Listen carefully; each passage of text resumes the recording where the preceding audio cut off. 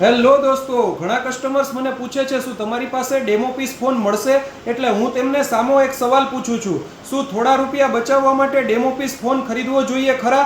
ઘણા લોકો ઓછી કિંમત જોઈને ડેમો પીસ ફોન તરફ આકર્ષાય છે કારણ કે તે નવા ફોન કરતાં થોડો સસ્તો મળે છે, પણ ખરીદતા પહેલાં કેટલીક મહત્વની બાબતો ચેક કરવી ખૂબ જરૂરી છે. કારણ કે ડેમો ફોન લાંબા સમય સુધી શોરૂમમાં ડિસ્પ્લે પર રહ્યો હોઈ શકે છે.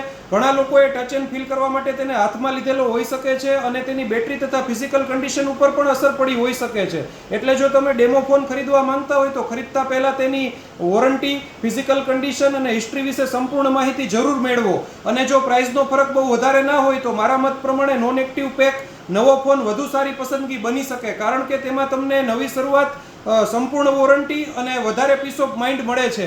એટલે ખાલી સસ્તી કિંમત જોઈને ડેમો પીસ ફોન ખરીદવાનો નિર્ણય ના લો. સાચી વેલ્યુ અને લાંબા ગાળાનો ફાયદો પણ જુઓ. હું વિક્રમસિંહ વાઢેર, નિકિતાઝ વર્લ્ડ, રાજકોટ, તમારું પોતાનું ગેજેટ લેવાનું સરનામું.